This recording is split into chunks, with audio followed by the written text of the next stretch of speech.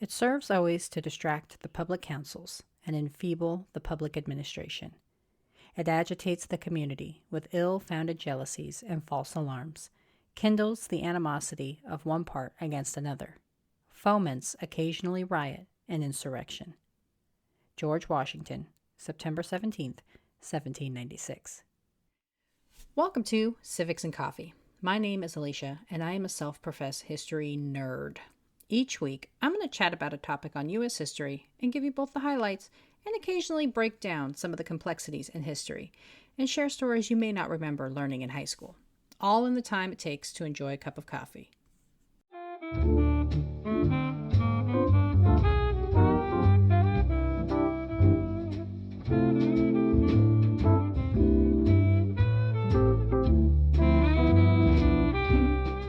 Hey everyone, welcome back. Whig, Democrat, Know Nothing, Republican, Free Soil, political parties seem to be as American as apple pie. And in an ever-growing tribal country where people make broad assumptions based on one's political affiliation, party identity has taken on new meaning. But where did it all come from?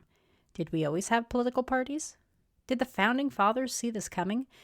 And why do only two parties get all the attention? Spoiler alert, though maybe a foregone conclusion in hindsight, the Constitution was not written with the viewpoint that an oppositional force would gain any traction. So this week, I will dive into the history of political parties, including the history of just how and when two parties came to the forefront. Grab your cup of coffee, peeps. Let's do this. When you walk into a voting booth, chances are you see varying political parties. Typically, you have the two that we know and love, or love to hate, and every so often you have candidates vying for office who are affiliated under what are classified as third parties. The Green Party, Libertarian, maybe even the Constitution Party. When trying to track the origin story of political parties in the United States, it's important to highlight there's a difference between political parties, something that developed fairly quickly at the beginning of the new federal government, and a party system, which is what we're familiar with today. Political parties, in the context of this episode, were just a group of like-minded individuals who felt things should go a certain way and organized loosely to achieve a common goal, vanquishing the opposition. A party system, on the other hand, is when these individuals formalize their organization efforts and run candidates under the same banner. Once elected, these party members run the government and rely on the backing of supporters to elect their members and provide funding. And while many historians point to the divide between Hamilton's Federalists and Jefferson's Democratic Republicans as the very first example of a party system in the United States, it wasn't an intentional ploy by either man. When Hamilton and Jefferson split and created their opposing factions, they did not do so with the intent to create these bureaucracies that would later come to dominate politics. Their efforts came from a sense of duty to the country, fully believing the other represented a threat to the survival of the new Republican government. In one of the most classic examples of irony, though the founders all argued parties, or factions, were a bad thing for a republic, disagreement was prominent at the earliest stages of its formation. If you remember, a few episodes back, I talked about the creation of the Constitution and the ratifying conventions. I mentioned there were two opposing sides. The Federalists, who were in support of ratifying the Constitution and installing a strong central government, thereby repealing the Articles of Confederation. They worked hard on a public relations campaign that culminated in the publication of what we now call the Federalist Papers. On the other side, you had individuals who felt the Articles of Confederation were just fine, and it was just a matter of a few minor edits to make it perfect. History has dubbed these individuals the Anti-Federalists, though they never rallied under that moniker themselves. The Anti-Federalists were, understandably, a little gun-shy about granting power to a centralized government. They had just fought a war to get out from under the thumb of one monarch. A strong centralized government, they feared, would lead to a new monarchy, something they were not exactly excited about. The two men who would later play a pivotal role in the division of the Republic into separate and dueling parties, James Madison and Alexander Hamilton, were the same ones who cautioned against factions of opposing forces. Madison argued in Federalist 10 that differing opinions were inevitable and a natural part of political life. His argument was in smaller republics, like those under the Articles of Confederation, voters could be easily tricked into electing incompetent individuals. Larger republics, such as, say, the one proposed by the Constitution, were more insulated from the whims and emotions and therefore less likely to allow opposing factions to gain any momentum. Separate from the arguments made by the Federalist Papers was the man who was expected to lead the new country, George Washington. Though they were concerned about the potential of a monarchy, even anti-Federalists trusted Washington to lead with honor and dignity and to reject any monarchist tendencies. It was this faith in Washington, in part, that prevented a fracture at the start of the new government. Of course, given the close votes during many of the ratifying conventions, it seems almost inevitable the country would wind up divided. But the trust placed into Washington seemed to blind even the most cynical. Washington was unanimously elected and is the only president to serve without an official party affiliation. But electing Washington did not stop the disagreements. The sentiments and concerns before the Constitution was ratified remained even after he was elected. And of course, Washington couldn't be all things to all people, though Lord knows he tried. Those who embraced the Federalist ideals leaned into the idea of a strong central government and a strong executive, and tended to align with business owners. Those who held anti-Federalist sentiments preferred limited government and appealed to farmers. And both camps had a man inside the administration to sway their way. Hamilton for the Federalists and Jefferson for the anti-Federalists. These men were not exactly wallflowers either, though Jefferson tried very hard to avoid any direct confrontation. If you've seen the musical, you know Hamilton and Jefferson are not two men who saw eye to eye. However, though they held very different views, they were both initially committed to serving as faithfully as possible in the new administration. What started out as mild disagreements evolved into an all-out battle of the minds over the course of Washington's first term. The first test of their political differences came when Hamilton proposed a national bank and assuming all state debt.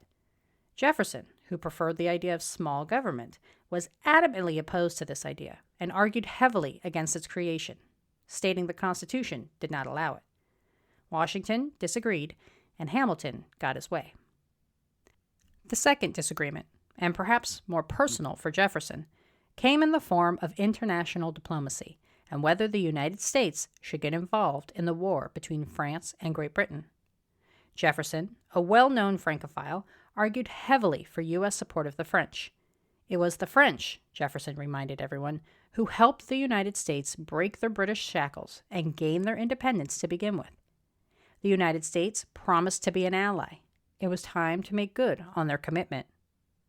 Hamilton, however, argued the government who helped America gain their independence no longer existed. The French were in the midst of a revolution. Heads of government were changing rapidly. Hamilton also felt that the future of the American economy would need to rely on British business. It was better not to anger a potential future trade partner. Washington ultimately decided to stay neutral and not support either country. This only served to entrench the two factions further and was widely unpopular throughout the country, though history would prove Washington made the smart decision. As Jefferson grew increasingly dissatisfied with the policies of the administration, he began taking actions that served to undercut the president, including working with James Madison to bring anti-Federalist journalist Philip Freneau to Philadelphia to start the National Gazette. The paper served as a tool to publicly criticize the administration without having to speak up for himself. Ultimately, the Neutrality Declaration proved to be the last straw, and Jefferson resigned as Secretary of State in 1793. By the end of their tenure in Washington's administration, both Hamilton and Jefferson were actively seeking to undermine and outmaneuver the other. Hamilton felt Jefferson was an ambitious demagogue only out to serve himself, and Jefferson saw Hamilton as a schemer dedicated to restoring the monarchy. They effectively built a network of supporters who went to work trying to rally the electorate onto their side. Though neither of them openly campaigned, since the idea of politicking and bashing your opponents was seen as distasteful. Instead, supporters would pen what we would consider op-eds against their political foe, usually challenging his honor and promoting their preferred choice. The division was known and felt throughout the country, so much so that when Washington took his final bow and announced he would not seek a third term, he made mention of the detriment of opposing factions in his farewell address. This did not slow either side. The two oppositional forces went to work in jockeying for their candidate to fill the top spot and therefore implement their political agenda. This came to a head in the 1796 presidential election, where, for the first time, men in two different political parties vied for the office of the President of the United States. Both camps worked to ensure their candidate received the most votes possible. On the Democratic-Republican side, the party of Jefferson, he was the leading choice. On the Federalist side, many assumed Vice President John Adams was the natural next choice. Hamilton, however, had other ideas, and his schemes would cause one of the most awkward election outcomes in United States history. As two separate forces were now lobbying heavily for their individual candidates, a lot of planning went into ensuring enough votes were cast for the preferred candidate. In Adams's case, the plan was for the Federalist-leaning individuals to cast a vote for Adams and Pinckney, with a few electors holding back their second vote to prevent a tie. Aware of this plot, and preferring Pinckney as president over Adams, Hamilton lobbied some Southern electors to withhold their ballot for Adams. Hearing of the scheme, Adams' supporters countered this by telling electors in the Northeast to not cast their second vote for Pinckney. The result? Adams was elected president with 71 votes, and Thomas Jefferson, the candidate from the opposing party, became vice president with 68 votes. Poor Pinckney placed third with a total of 59 votes. It was the first and only time the president and vice president were from differing political parties. Can you say awkward? This unfortunate outcome was a direct result of the original text of the Constitution. If you remember, originally, the Constitution stated the candidate with the most electoral votes would be elected president, and the one with the second would serve as vice president. Clearly, they did not foresee the problems that would arise later with the splitting of political leanings. This created a politically untenable situation, not to mention very unproductive. How could the president run the country effectively if the president of the Senate, the vice president, had different ideas for how the country should look? I have news for you. It didn't go very well. I'm gearing up for a look into our second president, so I'll dive into Adams and his administration a little later. But suffice to say, the frenemies were more enemy than friends during Adams's tenure as president. And while parties have shifted in scope, size, organization, and name over the years, they've always been a pretty consistent portion of our country's politics. Okay, we've covered a little on how we got parties. Let's talk about why there remain only two who truly dominate national politics. One of the issues is the winner-take-all plurality voting method the United States uses in its local and national elections. In plurality voting, each voter is allowed to vote for only one candidate, and the candidate who gets the most votes wins.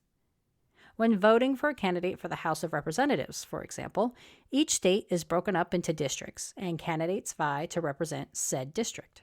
When you walk into the voting booth, you are given a choice of typically only 2, but sometimes 3 or 4 candidates.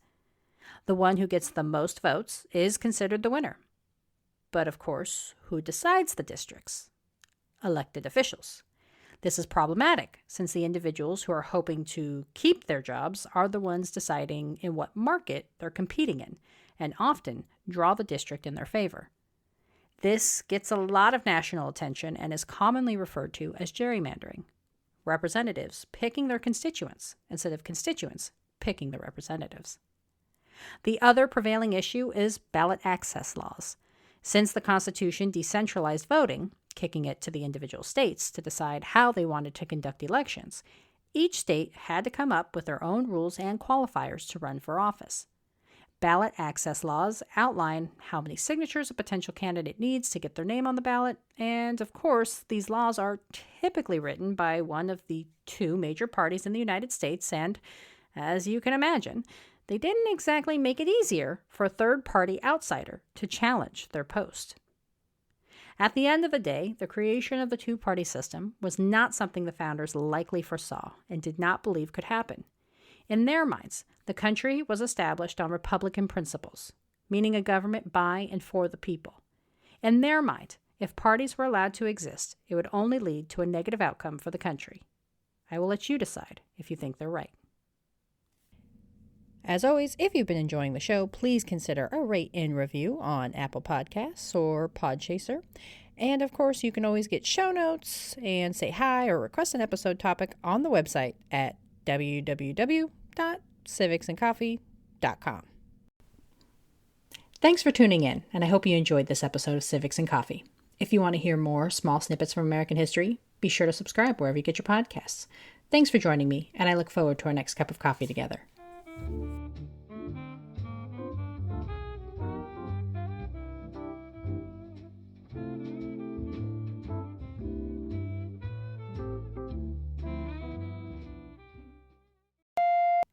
They just fought a war to get out from under the... Though history would prove they just fought a war to get out from under the thumb of one of what we now call the Federalists. But the trust placed it into Washington